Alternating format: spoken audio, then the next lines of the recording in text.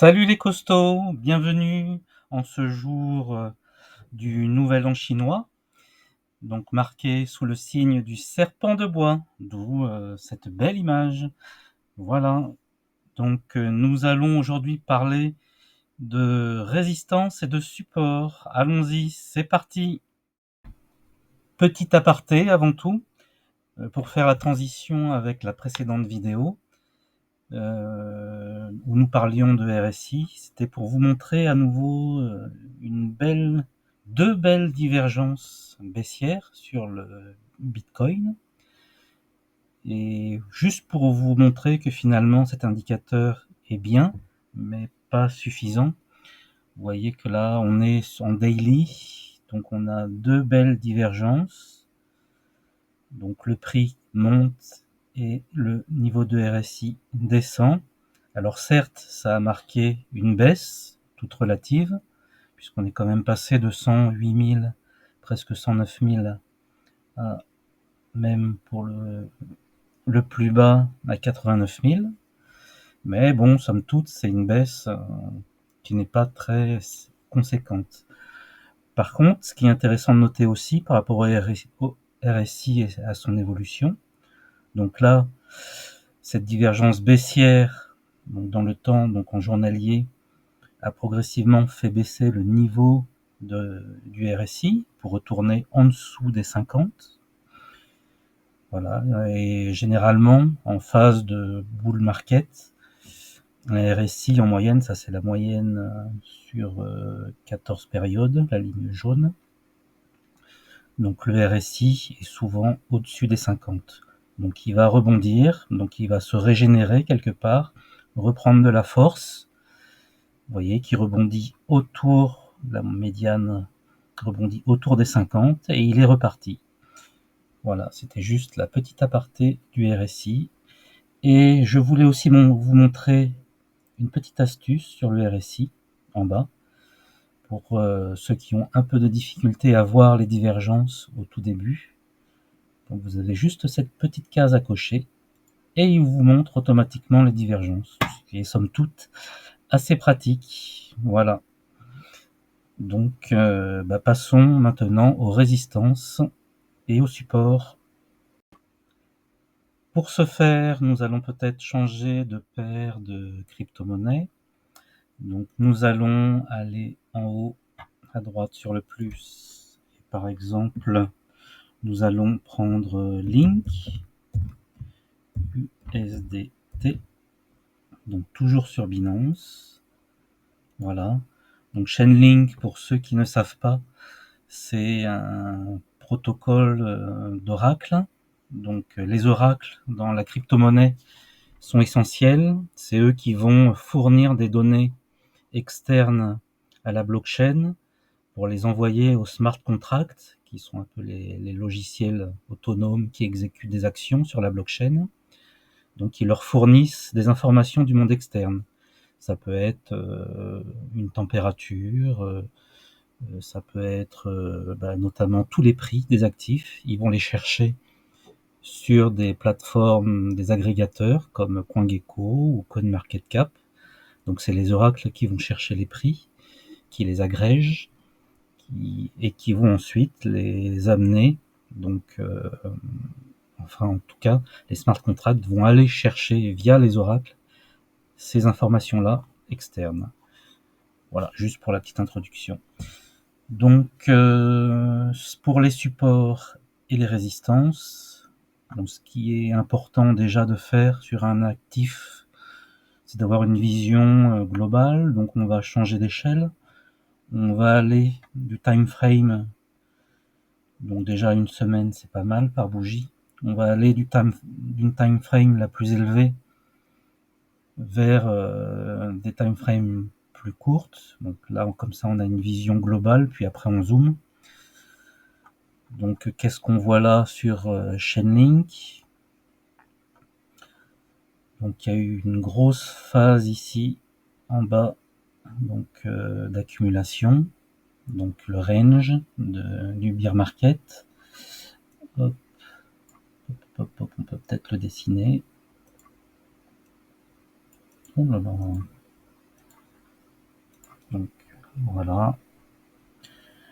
Donc comment dessiner déjà ce range? On va regarder où sont les points les plus hauts. Donc on se rend compte qu'au final, hop, cette zone-là a été très importante. Il y a eu plusieurs rebonds dessus. Ils ont cassé, ça c'est redescendu. Hop, donc c'est une résistance qui a été éclatée ici, excusez-moi l'expression. Elle est redevenue support par la suite, vous voyez, hop, ici, là, pour repartir par la suite. Donc c'est un peu ce phénomène, il faut dézoomer. Si on prend sur une autre échelle en daily, donc déjà ça nous donne un bon point ici. Ça c'est une résistance forte, voilà, ce niveau-là. Si vous voulez la tracer, on va zoomer, on va revenir en journalier. Hop, vous voyez, on est revenu la toucher. Et c'est quand même sur une période assez longue, de 2023 jusqu'à presque aujourd'hui, fin août 2024. Donc elle est devenue support ici. Donc si vous pouvez tracer des niveaux comme ça, vous voyez le petit plus qu'il y a ici. Là pareil, on voit ce même phénomène ici. Donc on peut dire, allez, on va tracer une ligne horizontale, hop,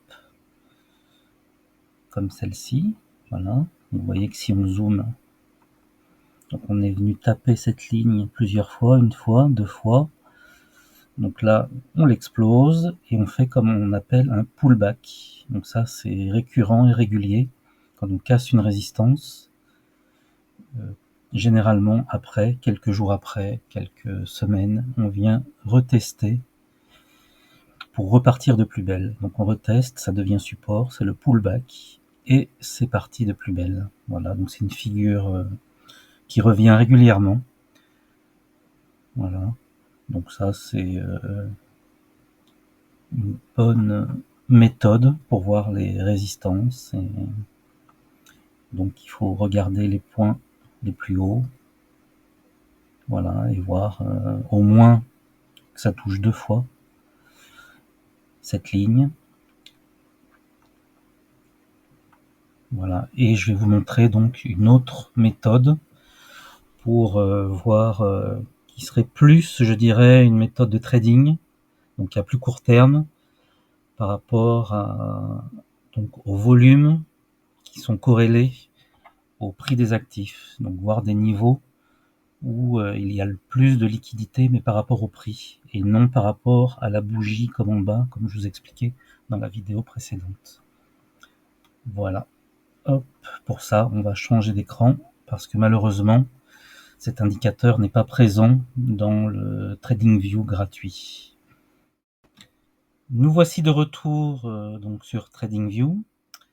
Donc là, par exemple, je vais vous montrer la paire Atom USDT. Donc l'indicateur que je vous parlais, c'est le VRVP. En fait, le VRVP, c'est quoi? C'est un prix moyen pondéré par le volume. Donc regardez, hop, ce que ça nous dessine de joli, voilà. Donc je vais vous montrer comment l'intégrer. Donc on va le fermer et aller le rechercher. Indicateur VRVP. Donc profil de volume de la gamme visible, c'est lui. Hop, et le voilà de retour. Donc bien sûr, on peut personnaliser tout ça en termes de distance des bougies. Donc vous voyez qu'effectivement, ça nous montre les points les plus éloignés, finalement, nous montre là où il y a le plus de liquidité. Et notamment ce point où la ligne est blanche, c'est le POC, comme on dit, c'est le point où il y a le plus de liquidité. Donc bien sûr, par rapport à ce qui est affiché à l'écran, donc sur une période de temps, là allant par exemple du 20 mai 2024 à aujourd'hui. Donc vous allez voir que si je dézoome, hop, le profil va changer et il va s'adapter en fonction donc des nouvelles données qui sont à l'écran. Vous voyez qu'on a plus d'informations plus on s'éloigne. Et les volumes, les niveaux changent. Alors ça aussi, c'est un moyen très intéressant pour voir des résistances et des supports. Donc vous voyez que par exemple, ici, comme je vous ai expliqué précédemment, on voit qu'il y a une ligne de support puis de résistance, de support, effectivement, de résistance, pardon, puis de support, ici. Et on voit qu'il y a une grosse zone de liquidité. Voilà, bon, on va rezoomer, hop. Donc ce qui est important, comme méthodologie, vous voyez, on zoome. Donc là, par exemple, sur la dernière phase qui correspond à d'avril 2024 à aujourd'hui, donc quand même sur une période de temps relativement longue, on voit qu'on a des grosses zones de résistance au niveau du prix ici. Donc pour Atom Cosmos autour de 8, donc de 8,7 environ, une grosse également au niveau des 6,27, hop, et donc la liquidité principale qui se trouve ici, donc le POC, autour des 4,546, bon c'est approximatif, hein. Hop, donc là on va la marquer en plus gros, on va la mettre de taille 3, donc on va par exemple enlever maintenant les niveaux, le profil, juste pour vous expliquer que les creux, justement, c'est là où il y a le moins de volume, moins de liquidité, donc le moins de résistance aussi. Grosso modo, si cette ligne est un support et que vous voyez descendre, effectivement, on le remarque sur ce chart-là, il y a eu une grosse descente violente directement sur la zone de résistance d'en dessous. Et vous voyez qu'elle est devenue voilà, très importante et le prix oscille autour de ce niveau-là. Là, on voit qu'on vient de casser ce niveau de liquidité-là, ce qui pourrait signifier qu'on pourrait descendre. Le plus gros niveau est ici, autour des 5,099. Et, fait remarquable, on voit finalement que c'est une zone ici de résistance qui est devenue support. On va la remettre à 1. Hop, ça résiste, ça casse, pullback, ça devient support. Donc on pourrait se dire que finalement, voilà, le prix pourrait descendre, aller jusqu'à 5 et quelques. Donc ça donne des bonnes indications quant aux prises de position d'un actif et pour essayer d'optimiser ses points d'entrée. Bon ben voilà, j'espère que cette petite vidéo vous a plu et on revient très vite pour une nouvelle vidéo sur Crypto Altero. Je vous remercie et à très vite. Au revoir.